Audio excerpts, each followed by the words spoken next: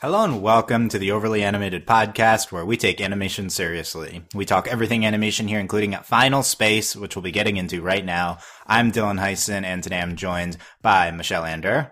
Hello. Mel Moyer. Hello. And Alex Bonilla. Chokity. Was that a sad chokity? Yeah, I guess we're sad right now. Yeah. Sad one. Yeah, chokity. Yeah, so we are, no, hold off for a minute, but we are getting into Final Space Chapter 6 today. We're the, sixth episode of the new TBS animated series Final Space. We're talking this show every week that it's new here on the Overly Animated Podcast. Find us at overlyanimated.com. Search for Final Space, Overly Animated on iTunes. Subscribe there. Subscribe on YouTube to not miss our future Final Space discussions. But yeah, things are real. And spoilers, major spoilers for Chapter 6 of Final Space. Make sure you've seen it.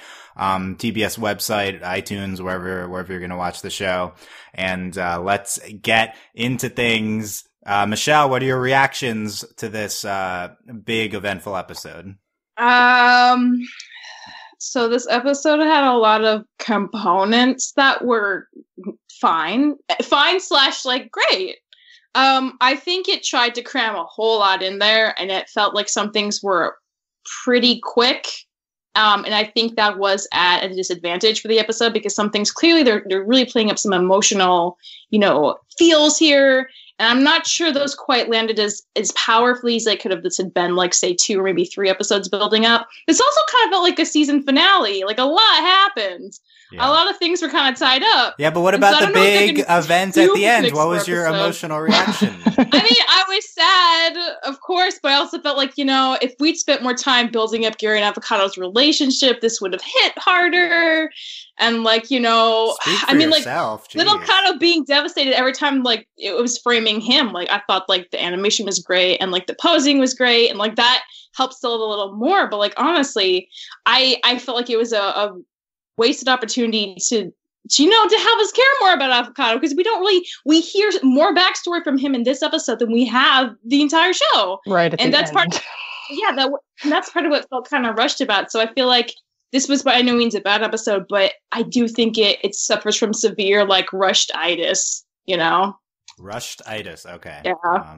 There's got to be a trope for that on TV trope where they info dump you before they kill someone. That's got to be something. Mm-hmm, probably, right? Yeah. And Gary and him are bonding more aggressively than they also have before, just so we, get even sadder when he dies. Right. But yeah, it felt like there was a lot going on and maybe more than this episode should have taken on in 23 minutes. Okay. Yeah. Interesting take. Yeah. Mel, what was your reaction to the whole episode and the big ending? Whole episode as a whole, I don't know. It felt kind of weird. I guess it felt weird because there wasn't a lot of plot going on and I'm used to them just shoving plot in your face. And a lot of this was very slower paced. There were things that happened in this episode that I didn't like throughout the middle portion. The big thing at the end, I was just happy it wasn't Little Kato for whatever reason. I thought that would have been more horrifying. Well, yeah. Little. But I thought the whole sequence was very good. I liked it a lot. Okay. Alex, thoughts on Chapter 6? I thought this episode was awesome. Really? I think it's worthy of being called the best episode of the show so far. Although I do think it's close with Chapter 4, also all the stuff that episode was trying to do. But yeah, at least for me, the avocado stuff. In the past, I've been harsh on previously avocados, on the Overly Animated Podcast. Yeah, Alex was hating on Avocado, so I don't know if I want to hear from you about his death here, Alex. Well, here's the thing. I'm glad they killed him off. Oh my god, what such a hater! A lot to him. This is the perfect way to tie the bow, and you did just enough in this episode to make that final sequence be very emotional. To the point where even on a rewatch, I still got teary-eyed, even though this is his biggest episode of the show. So I definitely enjoyed that. I enjoyed just dedicating 4 minutes with very little dialogue at the end. It's just all the music and the feels very strong. And just that the rest of the episode is okay too. I think it's weird that I hear Michelle saying it moved too fast and Mel said it moved too slow. So this is really interesting between the two of us. Yeah, so at least to me, I think it was the pace that I'm used to with this show by now, where like it's not bouncing as fast as it was, say, in chapter 3, but it's moving quick enough where I never get bored with a sequence in this episode at all. I like the whole Gary and Avocato breaking into the planets sequences. It's all pretty fun. The Quinn and Kevin and Mooncake stuff, like we'll talk about that. We'll talk about that. Yeah, but I think overall this had a lot to love about it, and I do think it's a really strong episode of this show. Yeah, as the actual fan of Avocato on this podcast, number one Avocato fan, I'm devastated. Rip everyone's favorite cat slash it's not a cat. Trirex, whatever. And yeah, there you go. Yeah. I think this is a great episode. Yeah. Definitely for me, not as good as 4. But I still thought it was really good. The ending sequence is incredible. Like the first 16, 17 minutes, definitely not like spectacular, but I thought that it was fast paced. There's a lot happening. I wasn't, like there's stuff in the previous one, chapter 5, that I was like, oh, I don't like this that much. There's nothing here I didn't really like. Other than I assume we're going to get into the Quinn stuff again, Quinn Gary, and whether it's problematic. Nothing overtly made me enraged. And nothing was, it was generally pleasant and funny, and it was fast paced and moving, and it was really well made. And then the last 5 minutes or so were so good. And the Avocado death, I think, is exciting. I was actually, hot take, I was underwhelmed the first time I watched this episode with the end of episode 6 because of the hype when like Olin Rogers says, once we get to episode 6, things are starting to get real. And I was like, oh wow, we're going to do start to do alternate timelines and time travel and stuff. And it's like, oh no, Avocato died. We speculated about Avocato dying in the first podcast, I think. So this isn't the biggest shock. Yeah, this isn't, it's our thought process was, when Quinn gets here, that's 2 straight men to Gary's, comedic force. So, what are we doing with Avocato? And so yeah, in like a conceptual sense, this isn't a shock. In terms of like the specific story, it definitely hits, and it's not, other than getting like, a backstory dump for him. There's no real signs, I guess, that this is what's going to happen. And it definitely hits you. It played better second time once I was like, okay, this is what happens. And I do think this opens the door to, some really, really interesting stuff to come, with the rest of the series, because, we're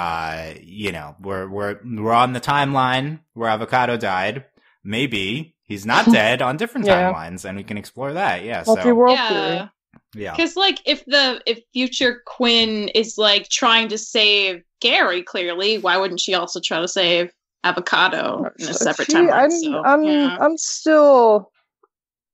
I'm suspicious of her. Ooh, future we don't know a lot. Nightfall villain.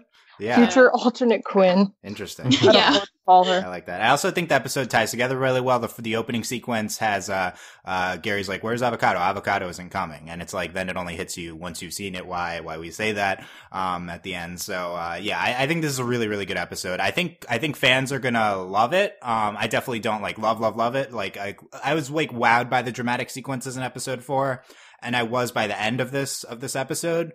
And this is definitely another episode where we went like 80% drama, like 20% comedy. And I think that's, I guess, the future direction of the show is, like space epic rather than, like Family Guy type comedy. And that's what makes it stand out. The show's willing to do a big event like this, and it still has, it's still pretty funny. So, I think chapter 6 very good, and it's, a good portent for the rest of the show. But yeah, let's talk, Avocato's death, top story, half of what we need to talk about here. Breaking news. Breaking news. His, his chest was broken when they showed it. It was, not good. But, we're definitive on him being dead, right? This is what happened? I mean, like, as of what happened, like, Rob. Yeah. He's dead, in this timeline, in the present. Yeah, let's say that. Yeah. Yeah. I'm for that. But yeah, so I don't like. So we went over the reactions to overall. I guess Mel, how did you think the scene was like portrayed? Like production wise, dramatic wise. The thing is like I'm a sucker for that thing that they keep doing, which is like the music. Like they always do that whenever they drop the sound and play like the very ambient, like dramatic music, and it's such a shtick, but it gets me every time. I'm like so into it. So from a Mel point of view, I think I love the way it was. From a other people point of view, they might be overdoing it with the amount of times they can pull that. Yeah, because during the battle sequence, we have this dramatic like score, and it's always really noticeable when the show goes big with its score. And then after that, we start getting into this song. This is Enter One by Sol Seppi. I got the song this time, and it plays over the ending. And yeah, the show hasn't used real licensed music that much, but when it does, it's been really impactful. And yeah, I just think the sound throughout the entire final 5 minutes definitely really drives home the impact of what's happening. Yeah. Michelle, how do you think it was portrayed at the end? I mean, in terms of music or just overall, everything? Yeah. I mean, I think it was as effective as it could be. And I think, like, for me, it's probably just a personal thing where I really like spending a lot of time getting to know characters so that I really care when something intense happens. But even, like, though I would say that wasn't quite as much as I would have liked to have seen it, because this is only episode 6. I mean, so we really didn't have a lot of time to spend with Avocato before he died. Everything in terms of the framing and the music, and the emotions that they heightened with a lot of close-ups on Avocato. I thought that was all really, really good. So I think like this has so many good components. I just wish it'd been like a little more, building up to it. Yeah, you'd wish it'd been for a plot moment that had more of an impact for you. So exactly. It's definitely going to vary person to person. Yeah, on its own though, I think it works like pretty effectively. Yeah, and at the end, something I haven't mentioned, we like hold on this shot of Little Kato crying for like a solid 20 seconds to end the episode. Mm-hmm. And in silence. That was really good. Music stops. Yeah, is it like the down part of the song, or is it no song? It's like one or two, but I think it's no song. No song. Yeah, I think they just cut the sound. Yeah, definitely a really striking choice. Alex, what do you think? Ending scene impactful? I mean, I loved it. I think this show, like, its real strong point is climaxes, because I feel like it's been 3 episodes in a row that its final 3 minutes are like the strongest points of the episodes. Mm-hmm. And I think this episode is actually helped a lot by the fact that we got Avocato's entire backstory in one episode, because like due to how fast these episodes move and all, like if this had been revealed over time and say like chapters 2 and 3, would it have the same impact, me trying to remember all that stuff in chapter 6? I don't know. But like seeing all his entire history with Lord Commander, and then also getting the chance to see him finally interact with Little Kato, like as a father-son relationship, all the little things like up to the final hug at the end and the final line, like I can't wait for tomorrow.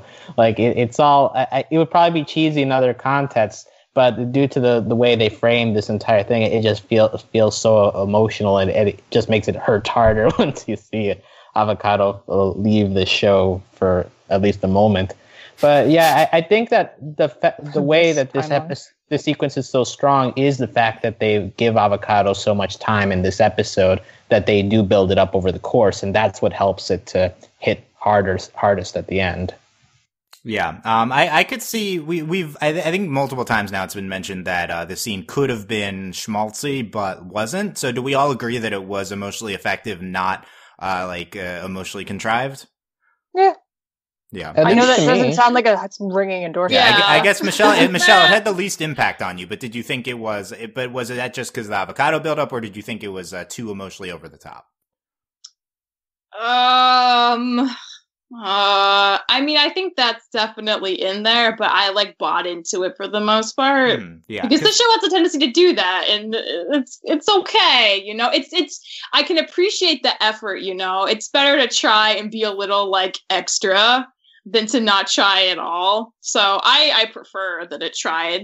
And I enjoyed it. I was just kind of like, oh man, I would have cared even more if they had like 3 more episodes to really get into this stuff. I will say the one thing about the backstory, I do agree with Alex that having his backstory in this episode like helps you like care more in the moment.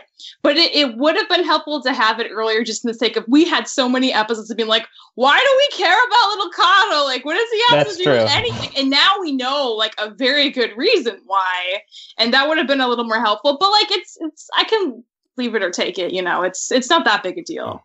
Mm-hmm. Yeah, I could see some people thinking it was too schmaltzy at the end, but I think the show has effectively gone big emotionally and production wise. And yeah, I really think it's just such a good choice. Like, you really need to go huge like this scene does if you want to have an impact. And, the risk of overdoing it is it's not risky. Like, that's who cares if you do that? Doing it is that it's not a risk. It's the risk is you don't do it. Like, and this show the episode doesn't have an impact. Like, if like a third of your audience finds it too much, whatever. Like, that's much more tolerable. Well, and that's what I was thinking about too when we saw the scene where, you know, all the generals had to kill their firstborn kids. It was like, and they did it. Like, you straight up saw the entire bit on scene, and I was like, this show gets like super dark when it wants to, like, and it goes for it. Like, that was, you know, what I had it in notes. I wasn't on the podcast, I think, when I sent this into Dylan as a comment, but it was basically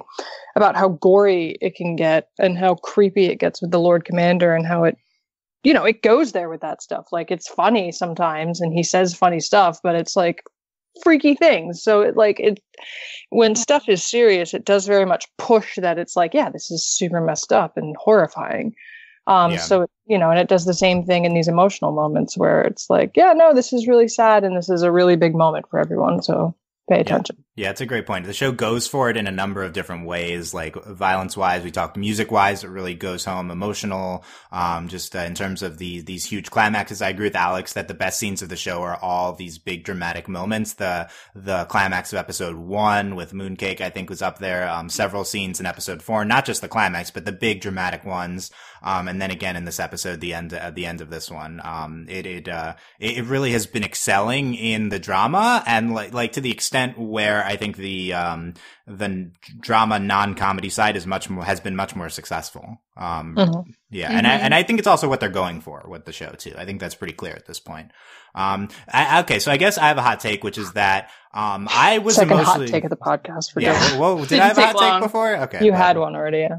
Okay. Everything I say is hot take, so I get lost in it. But, the hottest of takes. Yeah. I was impacted by Avocato dying. I think the part that worked less for me was Little Kato, not Avocato. I don't feel like I had a reason to care about Little Kato and his emotional reactions and him being possessed and then Avocato having to hug him back. The father-son relationship is good. Avocato to me is a real character. We've seen him in several different facets. We've seen him interact with Gary. I've been emotionally attached to him. I haven't gotten that from Little Kato, who's just a caricature so far. I mean, he's a sympathetic caricature, but I don't think there's any depth to him. And maybe it could have been, some of the stuff in terms of, Avocato having to fight Little Kato could have been more, impactful if we'd, seen some actual characterization from Little Kato.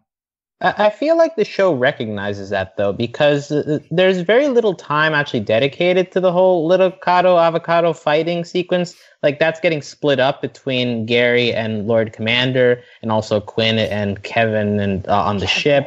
Yeah. So like that part's getting all split up. But once it's time to actually kill off Avocato, we stay on that because we know that Avocato is our real anchor of emotional weight there. And his Little Kato in that sense isn't really necessary, but it's more his reactions to the character that we actually know. Like, that's what's important in that scene, not necessarily Little Kato like being his son or whatever, because we're going to have episodes to build that up since they haven't taken the time to do that in previous episodes. But yeah, so I agree with you that, like, for example, the whole hugging, like, to unpossess him, like, that's a little cheesy and it probably doesn't work as well. But I think that the show just breezed through that very quickly to the point where, like, in the end, it doesn't really affect the impact of the finale at the end. Yeah. I agree with you that the show recognizes Little Kato is not that much of a character, and we don't focus on him, and it doesn't really impact my enjoyment of the final scene because yeah, it's all about Avocato and your attachment to him. And if you're like Michelle and you don't care about him, then you're gonna react less. I'm not saying it's a bad thing, you know. I definitely think that's a valid reaction that the show hasn't built him up enough. But I think what I'm trying to say is it all hinges on your attachment to Avocato as a character, not necessarily Little Cato. So I agree with that. I do, you know, I still, even because we said like, why is the show just inserting these Little Cato scenes into every episode? And I don't think this episode justifies that. I don't think like he's still a caricature to me in this episode. Even if he was just not in the previous 4 episodes, it would have been the same thing. So I still think it was kind of wasted time, but it's whatever. It wasn't that important. I agree. And the scenes with him, I liked the him hugging him scene. I guess it was short and yeah, they went big and it was very fine. quickly, but they, you know, they're moving through the story also very quickly, so I understand why it was just kind of like, bam, hugged you. Oh, you're fine now. Yeah, Michelle. Yay. Yeah, Alex. Well, it doesn't really make sense that like the Lord Commander has been portrayed as this very powerful being and all. And it's like, with the power of love. Hugs. Now, then a fan could justify like, oh, but he's also doing the Gary thing at the same time, so maybe he's weaker or whatever. But still, like in his the skin's falling off, so yeah. He's dying. He's not paying attention to his possession of Little Cato at all. I buy it. From a very, very, very broad perspective because we don't know any details. Yeah, Michelle, you think the episode moved too quickly? I think, or Michelle. Which way? I mean, she thought it moved too quickly. I thought it was slow. Okay. Yeah, yes. Exactly. So it's things. Do you think it's things like that hugging moment that it didn't give you time to attach to anything that was happening? That I think that's my major criticism. Is just so many plot points they were moving through so fast. I like moments that breathe, and that have a little more like, you know, like you feel like real emotions and thought, but like I get that like they had to move fast, but when you move fast, you can't have moments that breathe. It's just kind of like bam, bam, bam, next thing, and that kind of, I mean, it just like I think it makes it a little harder to connect to the things they want you to connect to, or like give things more of a break, I guess sometimes, because like the hug thing was so fast, and if like, you know, it'd been a couple of scenes of them hugging, and like it was this real like battle of wills, like I could understand it a little more.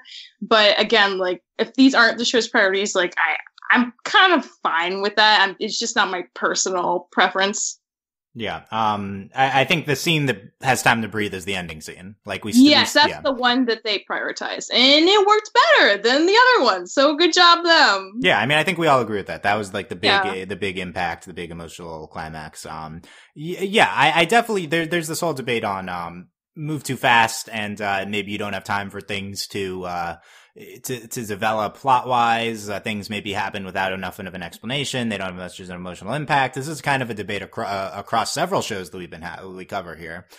Shows like, Steven Universe, we think move too slow maybe. And then there's the show we cover, Mysticons, which we've said moves too fast. And I've said, I think the too fast is better than too slow, like by a lot. I think that, getting like bored by what's happening or not being satisfied by the movement is like a much worse sin as a viewer than like, okay, I didn't think that was incredible, but you know, we're past it now. No more new exciting things. Like, so I love what the show is doing with its speed, and I think it's like the right way to go. Like ideally you'd find a balance, and I do think to a certain extent this episode moves pretty quickly in some aspects. But Mel, on the other hand, which parts do you think maybe you thought didn't move fast enough? I mean, I guess it was because it was an info dump and there was like a lot of conversations about said information that it felt at times, not necessarily that it was dragging. It was just like, I guess I was just, and you know, it's not even necessarily a criticism. It's just that it was differently paced than the other episodes where we were saying, you know, like so much was being thrown at you at once. And, you know, they were like ping ponging, you know, to different places and doing different things. In this, it felt like they took time to sit down and have conversations or at least comment on things. And we saw an entire flashback sequence. So it felt a little bit, maybe it was that there was breathing room with it, I suppose. Yeah, just maybe a better way to put it. Yeah, I definitely agree that compare this to like episode 3 or 2, it moves much, it has less things happening, less plot lines that it's jumping around to, and it is. Yeah, that's true. It is kind of slower. At the same time, it's still very fast, but it does seem slower than some of the previous episodes. I'm interested in your take, Mel, on the Avocato backstory sequence that was presented. I think that's one of those moments where we sit down to explore it. Do you think that was well presented? Did you like attach to what was happening in that scene? Yes and no. I attached to it in the sense that I was like, oh, that was like kind of surprising to me. Like, oh, look at, but then the more I thought about it, I was like, oh, but yeah, like, of course that's his backstory. Like, it wasn't it wasn't necessarily cliche or anything, but it was just like, oh, like that checks out for his attitude and his character type, that's his backstory. And as far as the way it was presented, it was, it did what it could in the amount of time that it could.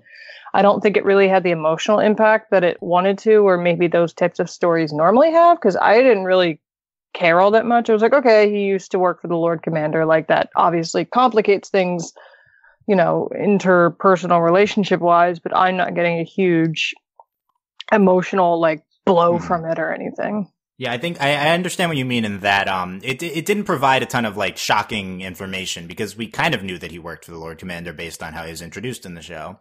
Yeah. So it's not it just like fleshed out a very vague portrait of what we had. Yeah, Alex, what was your reaction to that scene? I think the highlight is the whole he's making his generals kill the firstborns sequence. So as we mentioned, like that's just sort of re-emphasizing how dark the show can get and the boldness of like actually showing that stuff happen. But I also get the whole like connecting Avocato to Lord Commander isn't exactly that huge of a leap.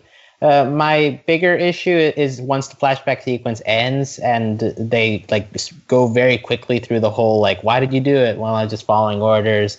All of us are broken, just the question of how much and how far we're willing to go to fix it. Like that part like felt very quick and had no impact at all to me, because like we've established very well that Gary is just loyal to the end no matter what. So like even as dark as this story ever got, I never got the doubt that Gary would be doubting Avocato's motives at all. So that like those like 2 minutes didn't really mean much to me in the grand scheme. Yeah, I think it probably wasn't. Yeah, 2 minutes, that's probably a good point, because I feel like in terms of like the information we got, I thought the flashback worked fine personally, but in terms of just like Gary and his like interpersonal relationship, I feel like there just hasn't been enough over the course of the past 5 episodes for it to feel like really anything. It's not like Gary like really trusts and confides into Avocato, and they've had all these moments to really connect and grow closer in a deeper versus like kind of superficial way, I would argue. And so it didn't feel super. It was like, oh, well, that explains a lot, but in terms of character stuff, it didn't have the same kind of weight as I feel like it was going for. Yeah, okay. I as the number one Avocato and Gary shipper, I don't agree. I think they've built up the Gary and Avocato relationship very well. Earlier in this episode, one of the best moments, I think, the episode was this hug between Gary and Avocado. And they're like, no, that was great. But I mean, before this episode, like, I think this episode actually tried really hard to bring it up. So playing cards equals best friend forever. He also played cards with Kevin, and he hates Kevin. Well, that's a whole nother story, is Gary and Kevin. But, that is a bad example. I think, given the surface level that we've had to go to because we moved so fast and we've only had 6 episodes so far, I do think Gary and Avocato is one of the more developed relationships on the show. And I did buy into what was happening with the two of them, especially that hug moment at the end. And Alex? Well, like I buy their relationship. I get that they're close friends. My whole thing is like the whole exchange of, well, why did you do it and all. Okay, like, let me address that. That doesn't feel like something that Gary would really care about exactly. Okay, so I actually love the first exchange that they have after the flashback. Gary's like, why'd you work for, whatever. Avocato says, by not asking the questions I didn't want to know the answers to. And Gary says, what the hell does that even mean? And, I think the show is aware that was such a stupid line from Avocato before that. And it's so cliched, and this whole flashback was so cliched, and Gary's like, what the fuck are you talking about? I love that line so much. It doesn't elevate their exchange, including the part after that, because they still are playing it straight after that. I agree with like the whatever they say after it, but I do love that the show is like aware of the clichédness of the exchange of what's happening there at the very least. I did enjoy that line from Gary too, because that's exactly how I felt. It's like, what did you just say? What the hell are you talking about? Like, you sound deep, but is it really? Shut the hell up. Yeah. On the other hand, you could argue that making fun of the Avocado's backstory lessens the weight of his death at the end. You know, like it's a trade off. I think the show succeeds, but yeah, it is very cliched, the whole backstory he had. I thought it was I love seeing it. I love seeing it fleshed out on who he is. We'd ask questions like what he was doing there. It could have potentially been better if it was shown more earlier in the show, and if it had a little bit more substance to it. But I thought it was pretty successful here. Yeah, and their hug earlier, and I think maybe the last thing to talk about with Avocato is like what this show looks like without him, and what the impact is on our characters. It's going to be a little Avocado. Yep. That's what's gonna happen. Gonna be a little Avocado, yeah. So like you said, he surpassed his dad years ago. So he said that, yeah. I question whether this is an impetus or a speed bump. Like, is this the inciting action for the rest of the show, or are we just going to continue down the Quinn space rift plotline? Because it could go either way. Quinn probably will assert that, yeah, we should go back to trying to figure out how to close the space rift, and she's right, because that's, you know, the thing threatening the universe.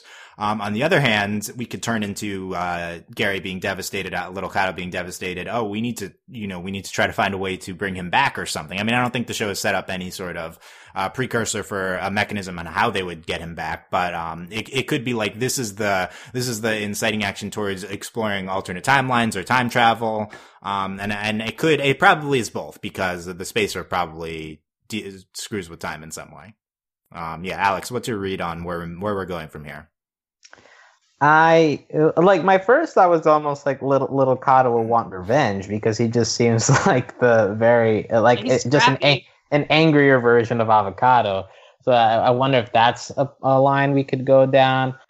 But also, I think this just ends up focusing the dynamic more on Gary Quinn than it's been being allowed to. Like before this, as we mentioned, like the show has had to juggle between Gary Avocato and Gary Quinn. But now we've taken Avocato out of the picture, so we kind of are settling in on our main cast, because I don't think that Gary and Little Kato are going to be the same kind of team exactly. What? Come on. Yeah, like we might get Little Kato K.V.N subplots. I don't know. Oh God. Oh man. Keep Kevin away from pure Little Kato. keep I like Kevin.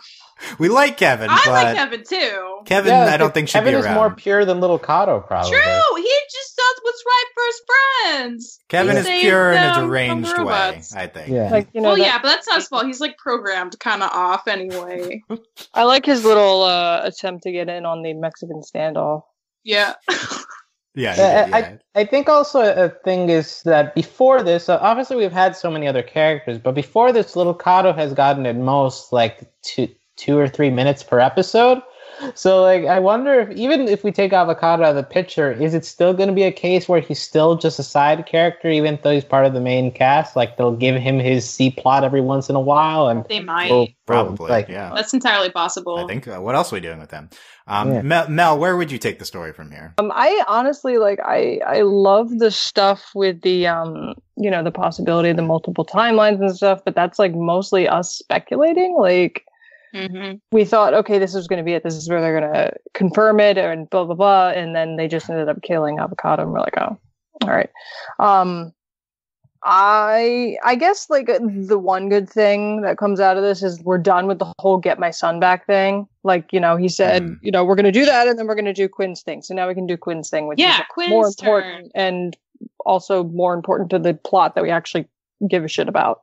Because I think we're all pretty much agreed that we didn't really care really about the Avocato situation all that much. I mean, yeah, but Avocato is dead, and presumably we will spend time reacting to that in some fashion. Yeah, I guess, but like we're doing our thing now.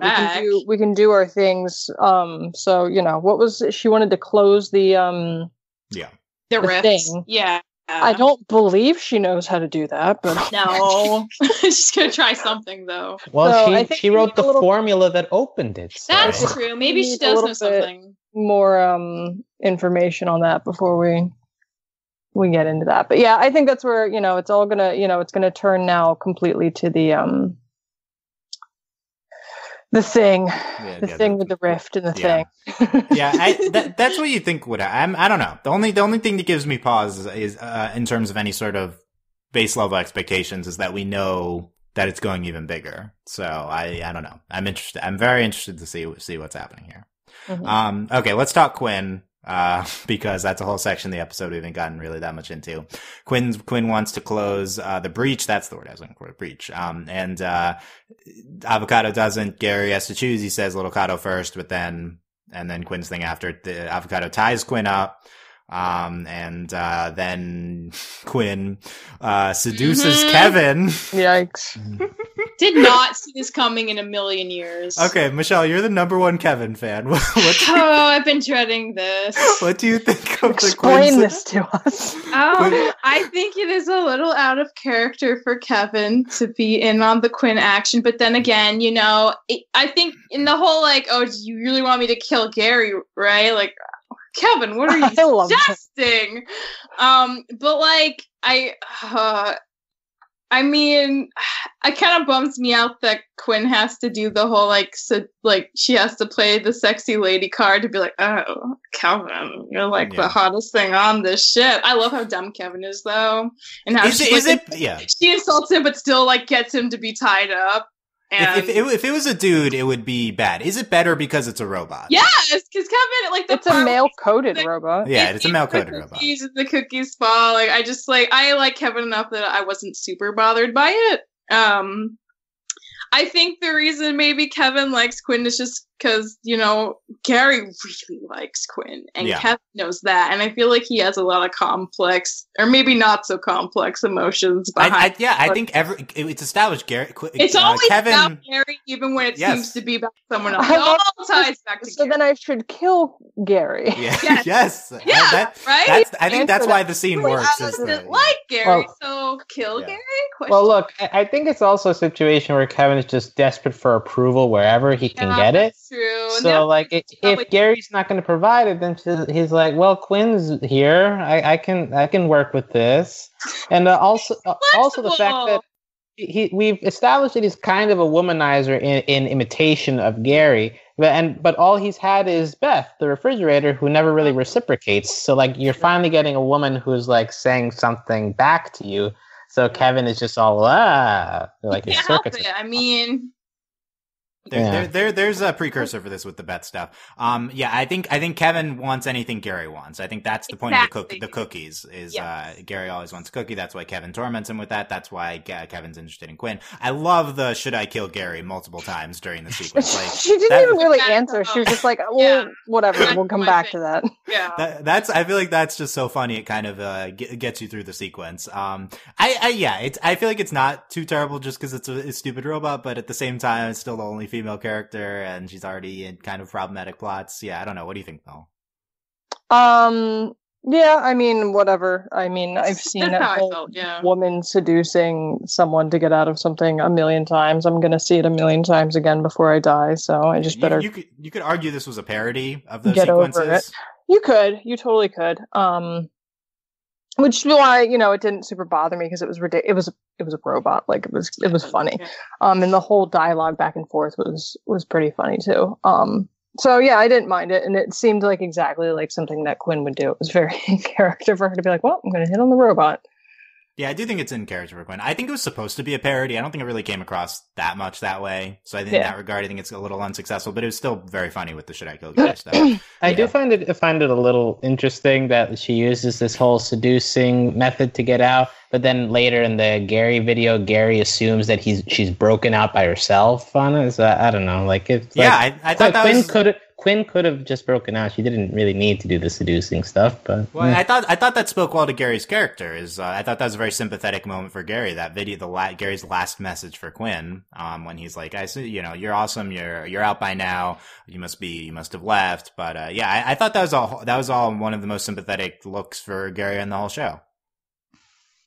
I don't know. It was one of the more self-aware moments of Gary. I'll give it that. I didn't hate Gary in that. Yeah, I didn't hate Gary in that moment. Okay, that's an improvement. Yeah, but the other major thing with Quinn is about to leave. Hughes shows her the archived Gary videos, which I guess Hugh had stored but did not send out, or he just saved them and they got lost in space. Whatever you want to go there. Quinn's watching the Gary videos with eventually with Mooncake and Kevin comes and all the robots are gathered behind. Yeah, Mooncake and Quinn are cheek to cheek. Yes, that was so cute. Yeah. Gary's message comes, and then the result is we're coming, Gary. And Hughes says, "Hell yeah, dog." Yeah. Mel, what do you think of Quinn watching the Gary videos? I mean, we knew it was coming. We knew that's exactly how it was going to play out.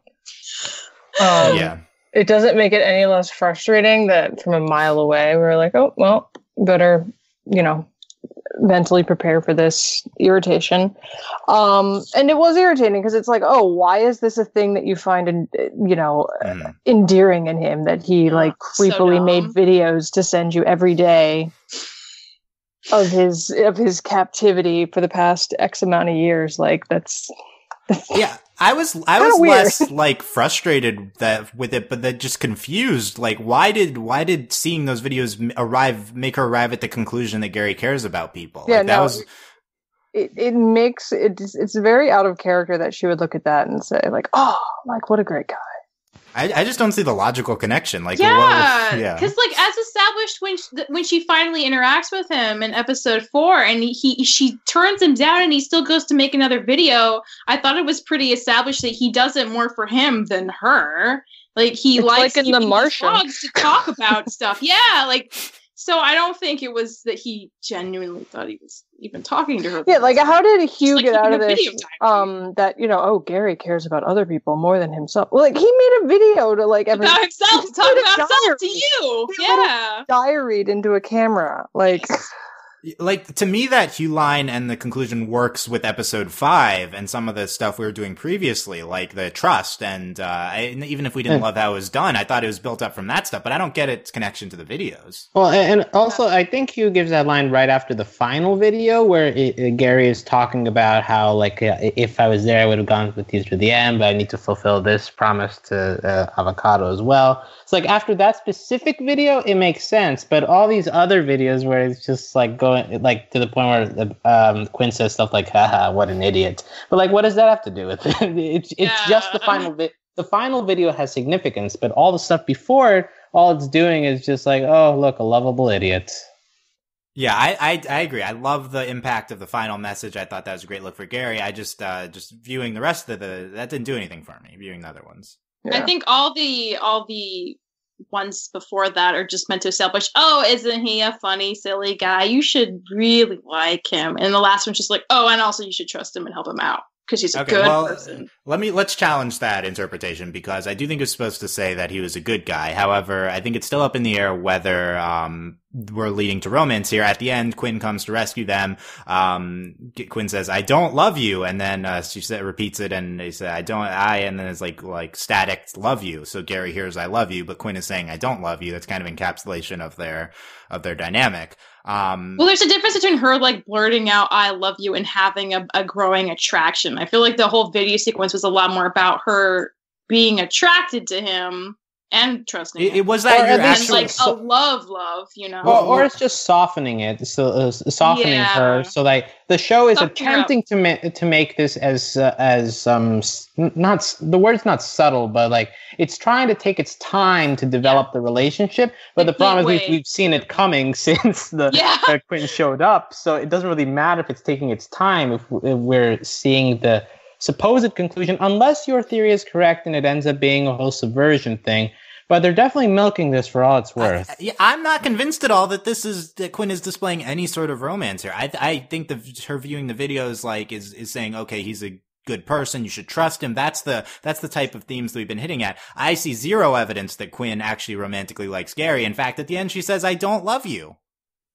Yeah, but these are all the steps of the average. I know that's what we expect, but I think this is our expectations, and I don't think the show has done that yet. it's on Gary's side, but I still feel like we're heading down the subversion route. I don't think Quinn loves Gary at all. I don't think it's been shown at all that Quinn loves Gary, and we only have 4 episodes left. Like, are we really gonna do it in that amount of time? Given it's only been two episodes since Quinn showed up, like I'd be pleasantly surprised if that's what they end up doing, and like, you know, I guess I'll applaud the show for not going down that route. But like right now, it at least to me, it just seems like it's going down the classic steps. Mel, what's your interpretation? Quinn in love with Gary? I mean, I don't like. It's possible it might, you know, end up that way. Like I could very much see it, just because like I wouldn't put it past anyone to, you know, like smash that in there in the span of 2 or 3 episodes or less, and, you know, convince themselves that it works.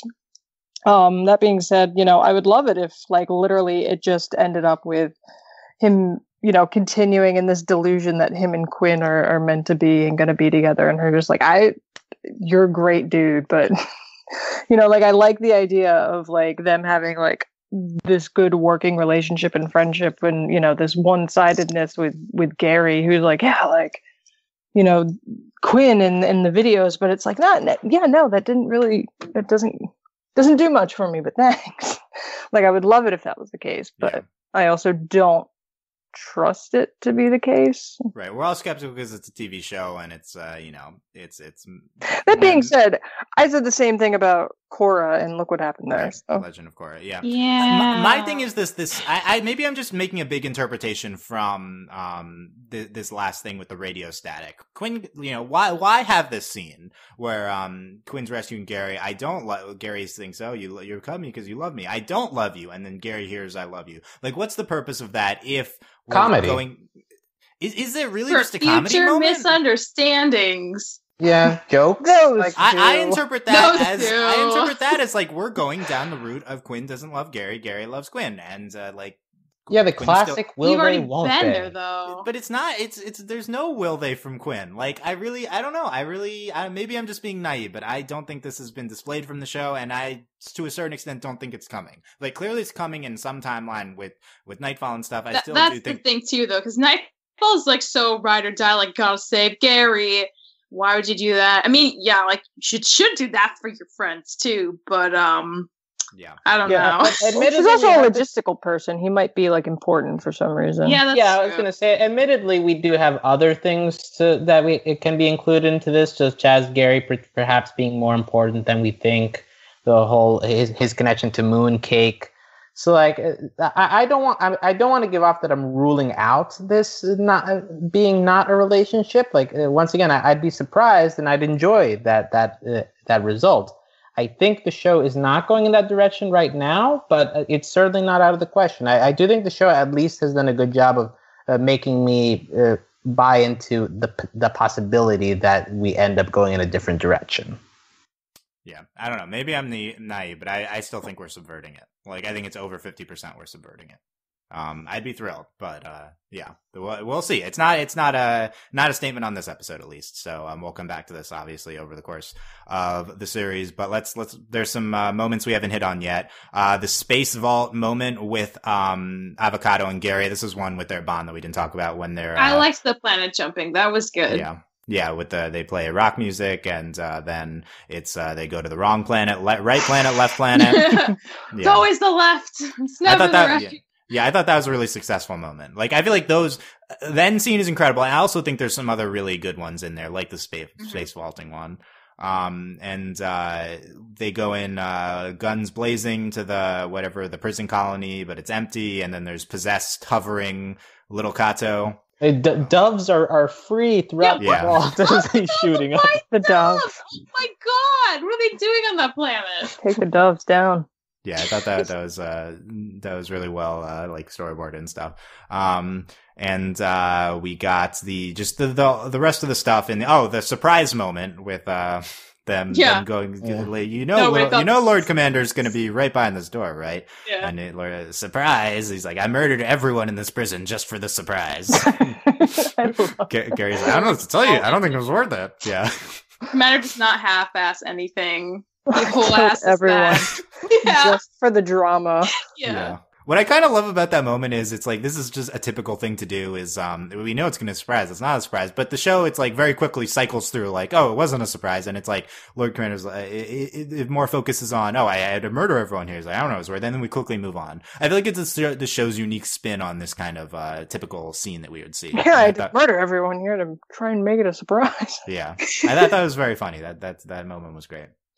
As mentioned, we had, Little Kato possessed, battling Avocato. We also had Lord Commander going into Gary's mind to try to find Mooncake. It's kind of a trippy sequence. Did we like that? I enjoyed it. I liked his narration of like, get out of my mind, man. Yeah, I let you in here. Get out. You can't be in here. Yeah, I liked it a lot, actually. I thought it was pretty funny. Okay, interesting. Generally, I'm not a fan of the trippier sequences, as we've discussed many times this podcast. This was fine. This was mild, I guess. Yeah, we have, I guess we talked about obviously Avocato dying, but Lord Commander, he gets like hit by Mooncake. It's like, Lord Commander comes, out of Gary's mind. Mooncake's aboard the Galaxy 1. And he's like, no, he's right here. And then, Kevin's holding Mooncake off the ship. Kevin to the rescue again. Yeah, Michelle, were you loving Kevin's heroic moment? Yeah, good for him. He's helping out. He's not just being obnoxious. Like, he's serving a purpose. I love that. Kevin's here to save the day. Yeah, he's bragging about it too, because he can't be humble about it. But absolutely not. Yeah, and then Mooncake shoots him down several layers. That was like super well animated and stuff. And then he takes a bomb that I feel like one of these like drones or something else with him like attacked, and then it fell down with the, I don't know. I actually like this because as Avocato and Gary are leaving, you see his detonators from his backpack fall into the hole. Okay, it's from his backpack. Okay. Yeah. We saw where it's coming from. That was the point though, and it falls down with him. And who are they battling, by the way? Because they're not battling, not Lord Commander. His yeah, troops. there's like a few people still alive in there. Yeah, and there's also like turrets that were surrounding the there's definitely turrets too. But yeah, he takes one of the bombs and then he forces it. Star Wars forces it onto Little Kato. And that's where it hurts because you already know that's a bomb, and like you're still seeing them go through the whole hugging stuff. Yeah, and then they're happy and stuff. Yeah, and you know something's gonna happen. You're just waiting. Yeah, and Avocato heroically falls on the bomb. Yeah. It was super like dramatic. Captain America. Yeah, except he's not a superhero. There's actual stakes in. He's a super not cat. Whatever. Super not cat. Yeah, rip super not cat. I think we will be seeing Avocato on the show again. Is that a hot take? I wouldn't mind. I mean, I would not mind seeing him again. Like, aren't we a favorite to see him either in either if we time travel or go to a different timeline? Like something's likely to happen. Yeah. I feel like it depends a lot on if they take the effort to edit him out of the intro. That would be interesting. Oh, that would be like a Joss Whedon move when he messed with the during the intro when he was spoilers, but it was also with like 1998 when he killed off Tara. Oh yeah. And he put her as a season regular for the first time ever in the episode. God, that's so mean. Shot at the end. I don't believe we'll be editing the intro. We'll see. Yeah, it's two other minor things. We talked about the Gary Avocato hug, and then Mooncake comes in, is like hype about it, and Gary's like, "We're probably gonna die." And then Mooncake's like, "Ah!" and leaves. Yeah, he's like, "Probably didn't sell that very well." Yeah, I thought that was great. That was the Mooncake moment, other than like almost killing a Lord Commander. Yeah, kind of a low-key episode for Mooncake this time. Not as much Mooncake, yeah, I know. And then the intro scene, 4 minutes of oxygen left. We talked about Avocato isn't coming. No chance you're an immortal, Gary. And Hugh says, you have absolutely no chance because Octoprime Rex is completely fabricated by you. And it's an 8-sided enhanced T-Rex, apparently, that Gary made up. Yes, but is this not a larger commentary on the entire situation of the whole, like, you know. No, I don't. I have zero clue what you're talking about. You think this is an atheist commentary? Oh my god, I kind of wish there was a subreddit somewhere devoted to just that theory. Wait, I mean, we can post it on the Final Space subreddit. He's like, Octorex, whatever is going to save me. It's like, no, Gary. He's not. Okay, I didn't take it at all that way, but that's great. I love that as Hugh being like, no, Gary, God's not real. Yeah. was my thought anyway. That's great. Okay, I like that a lot better. But I also just Gary coming up with 8-sided enhanced T-Rex is very good too. Only 4 minutes left of action, so we're going to see what that climax is to pretty soon. But yeah, there you go. Chapter 6. Mel, any final thoughts on this episode? Didn't, have as big of a game changer as I wanted, but, whatever. Yeah, well, we'll see how much of a game changer it ends up being. It could, to be determined. Michelle, final thoughts? It felt kind of like a mid-season finale to me. Mm-hmm. I guess it wasn't like a great scale, but like it really put a lot of other things in motion that I'm excited to see. I think like it's in my like mid to higher tier level, even despite my qualms with the pacing. I think it overall is pretty decent. Okay, Alex. Yeah, I think death is sweeter than life. Really. R.I.P. Yeah, what does he say? What does he say about that in the episode? Death is sweeter. Oh yeah, okay. And I don't know why more kids aren't named Death is sweeter than life. His weird little. Oh my God. But yeah, I think this episode is very strong. I think after talking it through, it's probably not the best episode of the show, but I do think it's still worthy of like being second best just because of like the whole build up to that final sequence, and that final sequence is just so amazing to me. It manages to get emotions out of me that I don't think I've gotten out of this show so far. So like props to them, especially doing it for a character that I had very little connection to in the previous episodes.